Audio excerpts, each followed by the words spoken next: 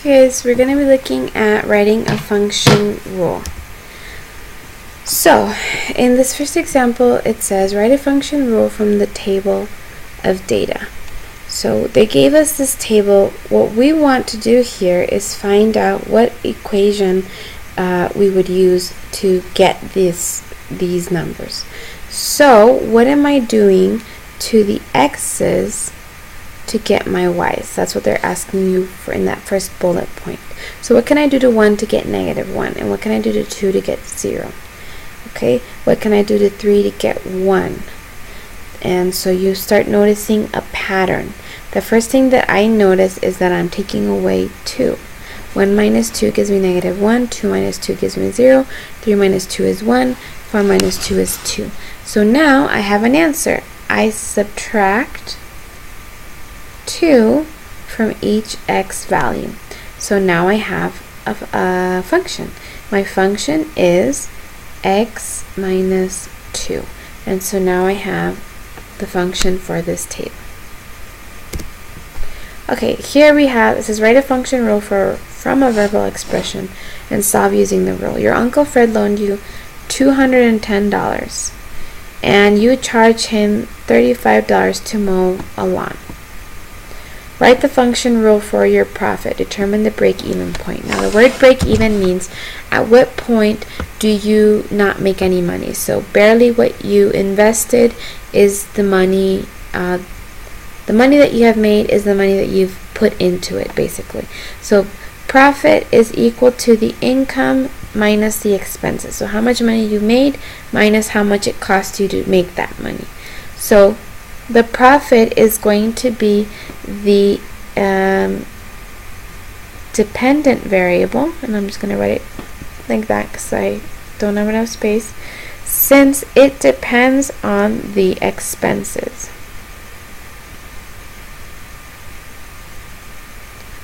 Okay, therefore the the independent variable is the expenses. No, is the number of lawns that you mow. I'm sorry. So let's erase that.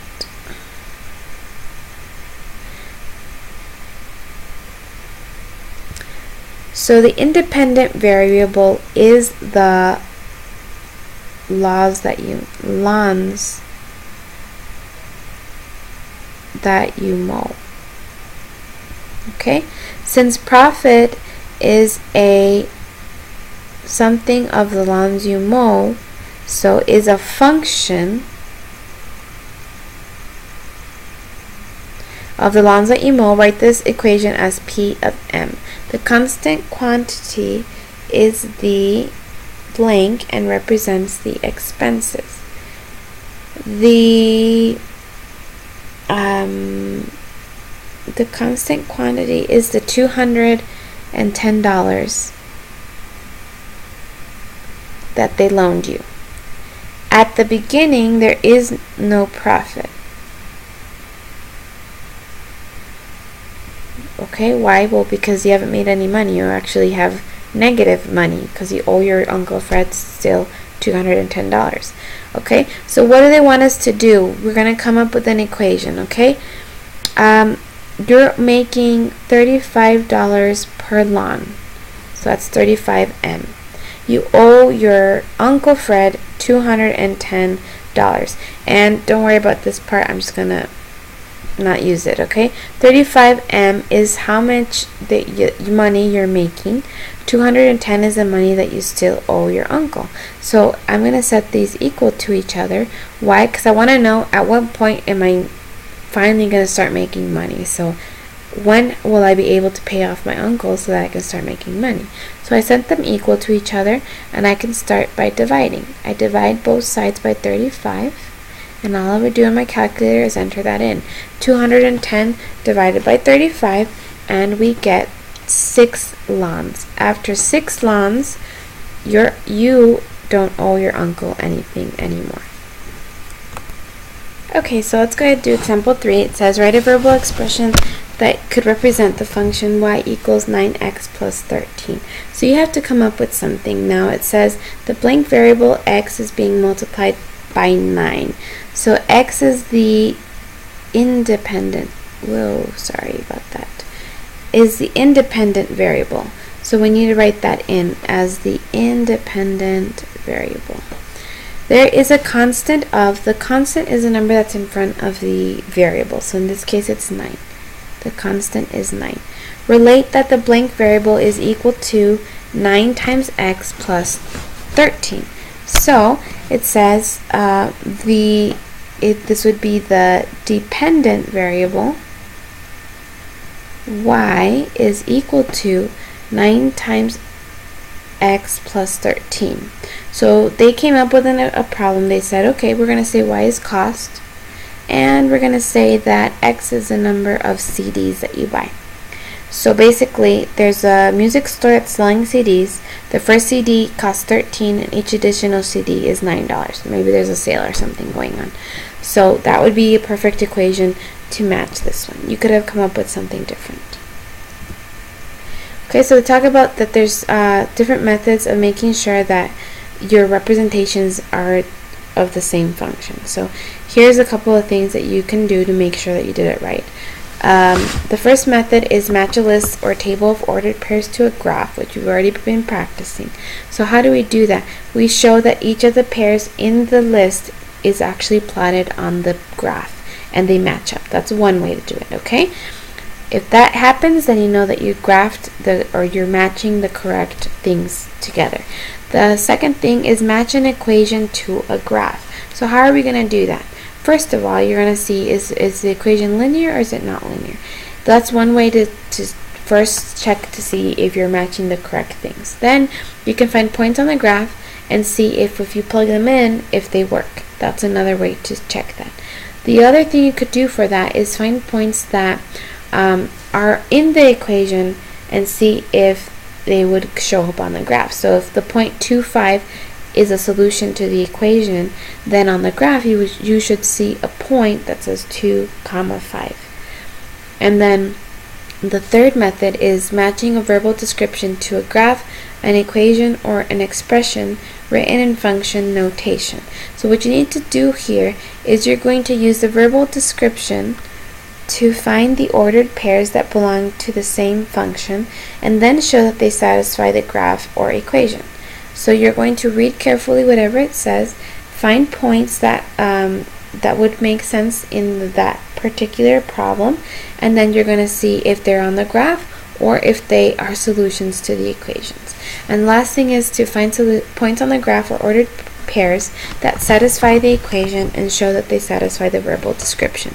So if you find some points on the graph, you would plug it in to the equation and check that it does in fact work out. You get something that makes sense. Okay, so in example 4 we have an equation. They want us to make a table, and then we're going to see if this is the graph for it. Okay, here's my equation, 3x minus 5, so let's plug it in. That would be 3 times negative 2 minus 5, so that is negative 6 minus 5 is negative 11. And then I plug in a 0. 3 times 0 minus 5 is negative 5. 3 times 3 minus 5, that's 9 minus 5, which gives me 4. And then 3 times 5 minus 5, that's 15 minus 5, so that's 10. So we're going to go ahead and check if this graph is correct, okay? So we go to 2, negative 2, negative 11, I'm sorry, negative 2, and then I go down to negative 11, and I check, and yes, I have a point right there at negative 2, negative 11. And then I go ahead and I look and I see 0, negative 5. So I go to 0, I go to negative 5, yep, there's my point. And so now I go to 3, 4. So I go to positive 3 up to 4, yep, there's my other point. And then I go to 5, 10, so I go over to 5 up to 10, yes. So I have now found, I have now found that this graph matches this table. In example 5, they want us to graph, now this is called a quadratic equation, so it's a little bit more tricky, okay? I want you to pause me, go ahead and plug in all of these, and see if you can get the same answers as me.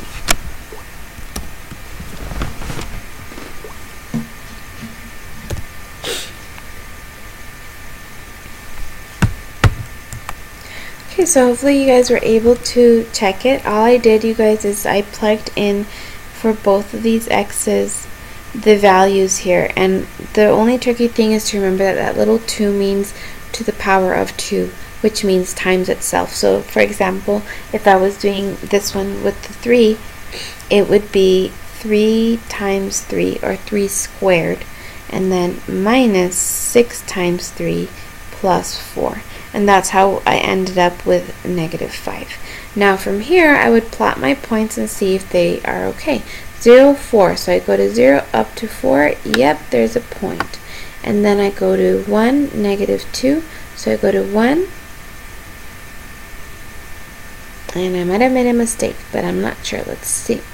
1 minus 6 is -5, plus 4 is -1. I'm sorry. This should be a -1. So yes, it would be here at -1. And then I have 3, -5, so 3, -5, there it is. And then 5, -1, here it is. And 6, 4. So I know that I have the correct graph, and so I did it right. Example 6, the total cost of an item at a store is the price of the item plus 6.5%. So let's set up an equation for this. We need to choose, is it going to be A, B, C, or D? So 6.5% tax is added onto it. So the item, let's say, is X.